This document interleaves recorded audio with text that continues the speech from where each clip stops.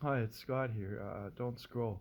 Got a joke for you. There was a little girl in religion class, and the teacher was a modernist theologian, and he said that the big fish that Jonah got swallowed in wasn't really a fish. It was just sort of a figure of like hell or purgatory.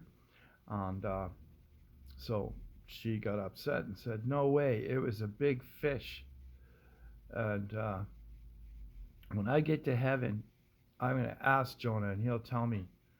And then the teacher said, annoyed, well, what if he's in hell? And she said, well, then you can ask him. I always like that one. Well, I fell into a big fish of my own in my life 2 years ago. This is what I looked like. I was active in the church and in the choir, and it was a spiritual director and a diocesan theologian and a bishop, and apparently there's, they all approved me, and then there was a cardinal and something called New Ways Ministry. The Pope kissed a transgender, and I couldn't find anything in all my research that said it was intrinsically disordered, and I wanted to be healed. So I was inspired to go into the gender clinic in HRT, MTF, and it started a journey that did end with my healing, but not in the way that I imagined. I thought I was going to go through the whole thing and be healed by becoming a woman. But then I started to ask God, am I really a woman? Can I be a woman? Like, I mean, is it even possible? Can you change my chromosomes? And so, to make a long story short, 2 years ago I started detransitioning because after 3 hours in front of the Blessed Sacrament, it really hit me that I was a mess, and I wasn't as bad as the guy in the tombs that was breaking the chains or anything, but I was definitely falling into hell. It was like hell was in my heart. It was amazingly difficult to do anything. It's getting sicker and sicker. I got insurance for a funeral.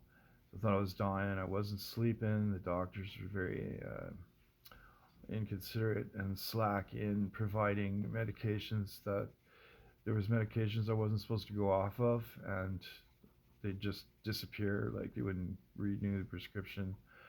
There was the very first surgery, the orchiotomy. That was supposed to be 15 minutes and no problem.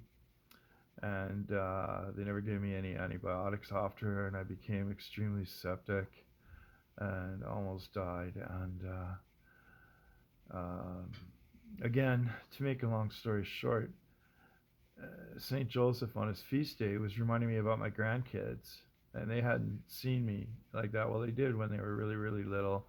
I was just Auntie Adriana, and they didn't remember. So, for the sake of the kids and that scripture about the millstone around your neck, I began to detransition, and so now it's been 2 years. And I was thrown right out in the cold by the doctors because I just told them, I says, I want to serve the living God. I'm done.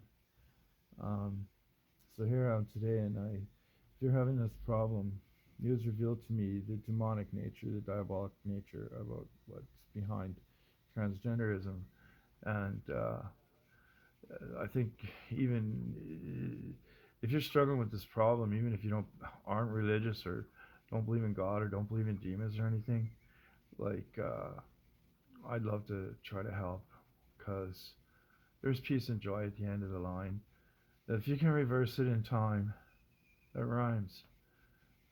So it's cryoftheorphanheart@gmail.com. Hope to hear from you, and peace and blessings.